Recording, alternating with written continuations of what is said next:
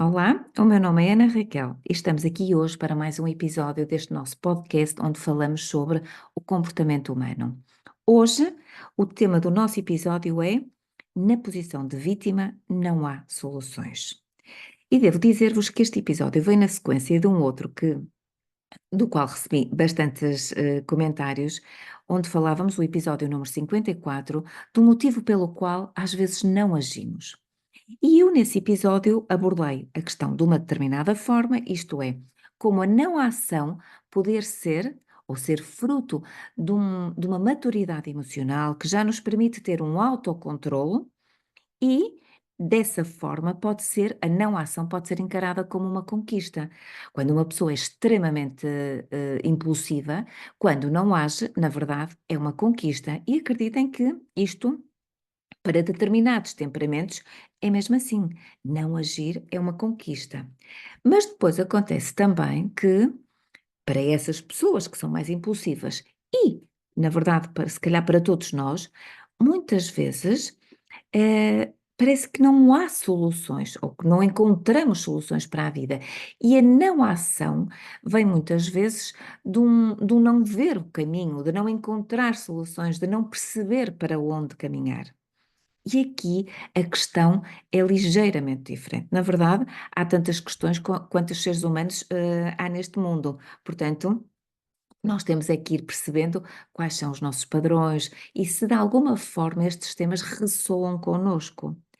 Quando eu falo de na posição de vítima não há soluções, o que é que eu quero dizer? Quero dizer o seguinte: quando nós tentamos ou achamos que estamos a tentar encontrar soluções para determinada situação ou para determinado problema da nossa vida e não o encontramos, convém tentar perceber se não estamos nós próprios a boicotar a solução porque nos estamos a colocar na posição de vítima.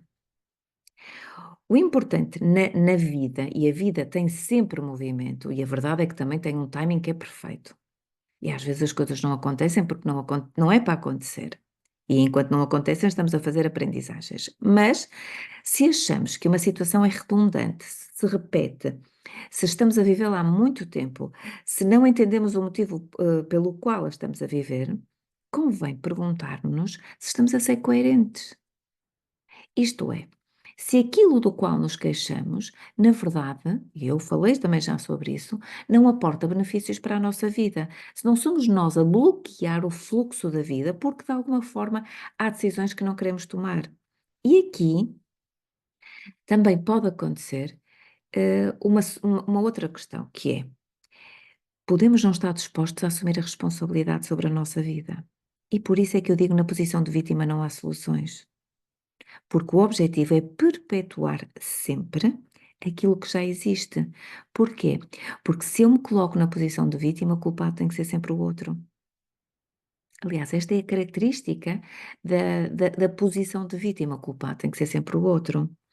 Reparem, quando eu estou, vamos dar o exemplo de um trabalho, mas pode ser uma relação, pode ser muita coisa, mas num trabalho, e eu não gosto daquele trabalho, mas estou lá há 15 anos, ah, de alguma forma convém perguntar se não tive nestes 15 anos uma hipótese de sair. E obviamente que o que aparece a seguir é, se calhar, uma justificação: ah, sim, mas era preciso dar de comer às crianças, ah, sim, mas a vida não é só dessa forma, ou apareceu uma crise, ou a minha formação não me permitia. E será que nestes 15 anos não foi, as crianças já não cresceram? Será que a crise não acabou? Será que não era possível fazer uma formação, uma requalificação profissional até? Portanto, as vítimas encontram justificações, por isso é que não encontram soluções. A justificação é aquilo que permite perpetuar a posição da vítima e a situação em que se encontram, que é: o culpado tem que ser o outro. O outro pode ser tudo, não é? Pode ser o tempo, o governo, o pai, a mãe, o marido, tudo. Tudo menos elas próprias. Porque a vítima, ao colocar-se, e todos nós nos colocamos na posição de vítima alguma vez na vida. Portanto, a vítima, ao colocar-se naquela posição, na verdade assume uma posição de superioridade relativamente ao culpado, ao opressor. Porque é aquela questão de eu estou aqui, eu sofro, e isto de alguma forma, este sofrimento engrandece-me, enaltece-me. Foi aqui que eu escolhi estar. Mas esta é uma posição confortável, porque eu escolho colocar-me aqui e, em simultâneo, escolho colocar o outro lá embaixo como opressor ou como agressor, podem ser, ou pode ser outras circunstâncias. E isto, na verdade, a vítima só tem como objetivo perpetuar a sua própria conduta, mas mais, a conduta do próprio agressor.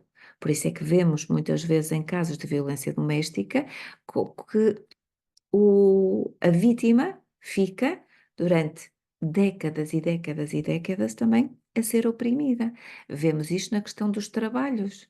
As pessoas ficam décadas a ser oprimidas nos seus próprios trabalhos, ou noutras situações, relações de amizade, outras situações. O Jung dizia que quando a vítima não faz nada para solucionar a sua própria história, não é, e transformá-la, de alguma forma, a própria vítima torna-se um agressor, o seu próprio agressor. Porque ao não fazer nada, a vítima torna-se o seu carrasco. Sou eu que decido manter-me aqui. E tal como eu digo, e disse noutros episódios, tem que haver benefícios em ficar nessa situação. Porque reparem, se aquela injustiça, se aquela dor, se aquela maldade estão lá, não é? Estão presentes, se aquela situação nos incomoda profundamente, mas nós não saímos dela, algum benefício temos que ter. Mas mais, podemos eventualmente já não estar nessa fase, certo? Podemos assumir que já não temos benefícios. Mas, e até podemos ter feito a aprendizagem, ok, eu percebi que eu estava nesta situação, ou vivi esta situação, porque os outros não me respeitavam, porque eu não me respeitava a mim própria. Muito bem, isto é extraordinário. É perceber o significado da situação, e é para isso, na minha opinião, que nós vivemos as situações, para compreendermos o significado e aquilo que elas nos estão a dizer, o caminho para o qual elas nos estão a orientar, que é um caminho sempre de crescimento. Então, o encontrar o significado exige sempre perceber com consciência o que é que aquela situação nos está a querer dizer. E depois de percebermos que aquela situação nos estava a mostrar que nós não nos respeitamos a nós próprios, que nós de alguma forma tínhamos uma ligação inconsciente que nos fazia perpetuar um estado de vitimização, ou estávamos a ter uma lealdade relativamente a um dos nossos pais e por isso é que também não queríamos crescer. Quando nós percebemos no fundo a lição, isso não chega. Depois de perceber a lição, é preciso a ação. Depois de interpretar, depois de conseguir encontrar um significado ou ressignificar a situação, é preciso agir. E é preciso agir em conformidade. E aqui é onde eu às vezes sinto que podemos ficar presos. Porquê? Porque tantos anos numa determinada posição e a assumir uma determinada conduta, na verdade, as competências que nós desenvolvemos foram aquelas que nos permitiram ficar naquela posição e vamos chamar-lhe de vitimização. Ok, nós somos barra e pro a sermos vítimas, cheios de competências para isso.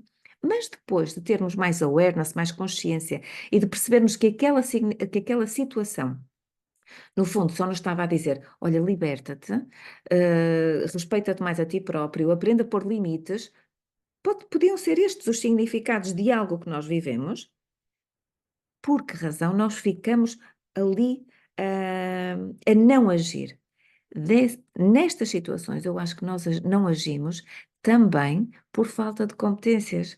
Se nós percebermos que a não ação já pode ter sido uma conquista, tal como eu falava no outro episódio, se a não ação se devia a uma posição de vitimização sobre a qual nós já temos consciência, neste momento não agimos por que razão?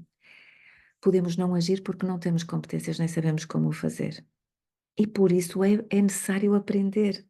Isto é, a cognição, ou seja, a compreensão, vem da consciência. Mas a conduta, a ação, ou seja, precisamos de agir, mas depois vamos ter que aprender a ser aquela nova pessoa. Vamos ter que aprender a não julgar aquele jogo de vítima e de culpado, quando nós normalmente até somos os dois, e vamos ter que aprender a fazer as coisas de uma nova forma. E por isso é que eu digo que é diferente o mundo emocional, ou seja, as emoções, tudo aquilo que eu sinto, esta sensação de vitimização, de prisão, tudo aquilo que inunda o meu corpo de substâncias químicas que me fazem sentir determinadas coisas e tomar determinadas decisões, ou não, não é? Ficar no mesmo sítio, tudo isto podem ser emoções. Mas há necessidade também de nós aprimorarmos a nossa conduta, de nós melhorarmos a nossa conduta com ações. E muitas vezes o suporte para estas ações são determinadas competências que nós não temos. E temos que aprender, e muitas vezes temos que aprender numa idade mais avançada, como é que isto se faz, como é que se treinam competências. E uma boa forma de as treinar é começar a agir e perceber que, ok, olha, vou ter que aprender isto, porque aqui patinei um bocadinho, não sei como é que isto se faz. Ou vou ter que arriscar com coragem, não é? Ir buscar a minha coragem para dizer, eu nunca fiz isto, mas agora vou fazer. Eu nunca fui esta pessoa, mas agora vou ser. Eu nunca entrei neste campo, mas agora vou entrar. E isto tudo vai exigir muitas competências, vai exigir resiliência, vai exigir coragem, vai exigir perseverança. Vai exigir muitas competências, mas temos que treiná-las. Depois, o que é que acontece? Quando muitas vezes temos consciência de que, ai, ok, esta foi a lição que eu tiro desta situação, eu não posso continuar a colocar-me na posição de vítima que eu estou aqui para aprender isto. Não. A partir do momento em que eu percebo que se os outros não me respeitam ou não respeitam os meus limites, porque eu própria não os respeito, eu tenho que agir, eu tenho que começar a pôr limites. A vida exige que assim seja. Nós vivemos num mundo material, num mundo de interação com o outro, e é preciso ação.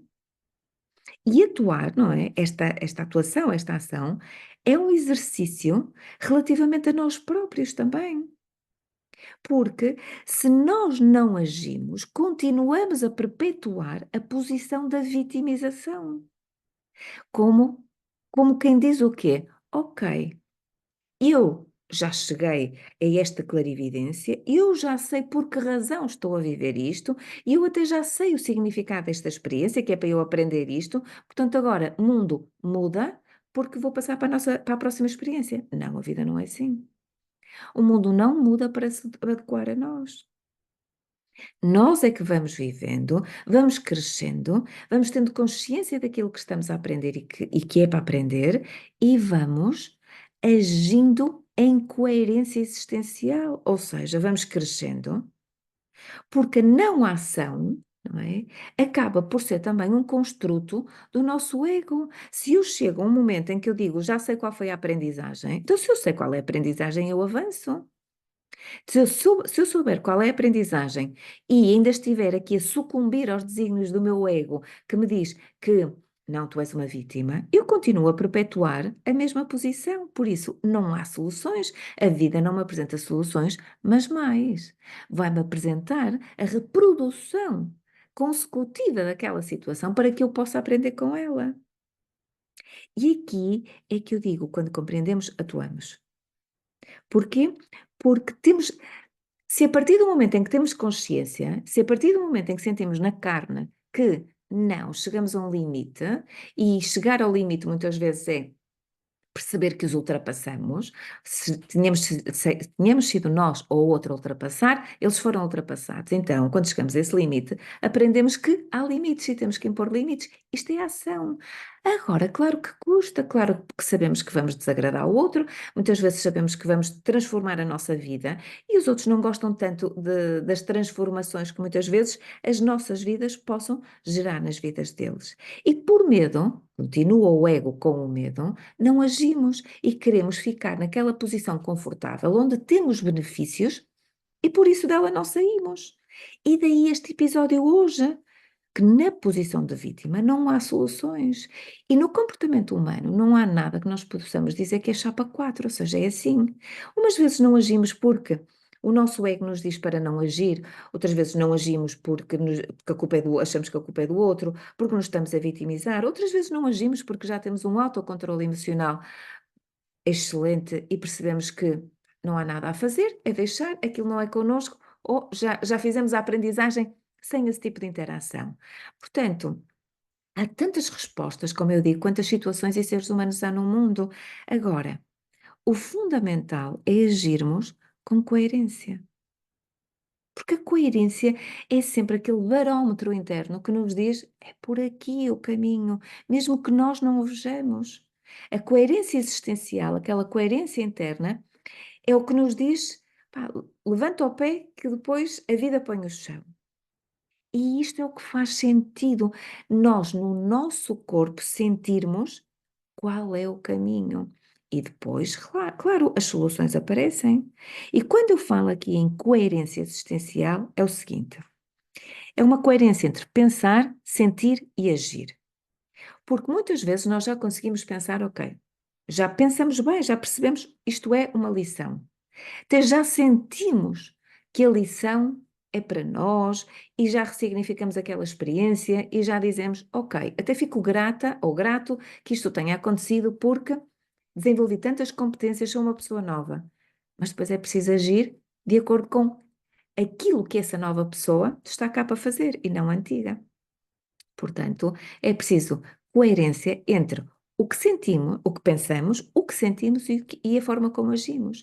Porque mesmo que falte, reparem, nós podemos pensar, não, é para ser assim, eu tenho consciência de que a aprendizagem foi esta, isto já está resolvido. E mais, vou agir desta forma. E de repente parece que as coisas não acontecem. Não acontecem porque pode faltar esta parte emocional. No fundo, eu ainda me sinto vítima. No fundo, eu ainda sinto que há uma sensação de injustiça relativamente àquela situação. Embora mentalmente eu já tenha processado, embora até haja, em função desse processamento e desse novo significado que lhe atribuo, no fundo, eu ainda me sinto vítima.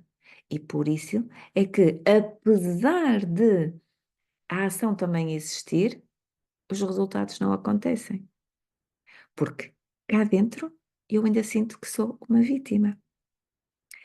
Bom, eu espero que este episódio tenha sido útil. Esta questão da vitimização é algo sobre o qual eu falo bastante, porque todos, a dada altura da nossa vida, vamos lá bater, e portanto não devemos ter esta arrogância de dizer que não, porque depois este é o lado contrário, não é?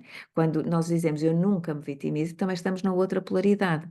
Aceitemos que somos humanos e que estas questões sobre as quais falamos aqui neste podcast nos afetam a todos.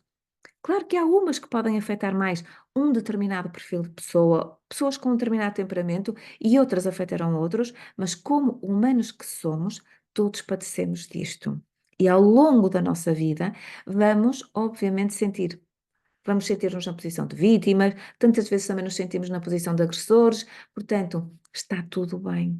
Está tudo bem. O objetivo é nós integrarmos estes conhecimentos e sabermos também o que fazer com eles, isto ficar na nossa cabeça e a dada altura, quando for necessário, termos aqui uma série de recursos aos quais podemos aceder.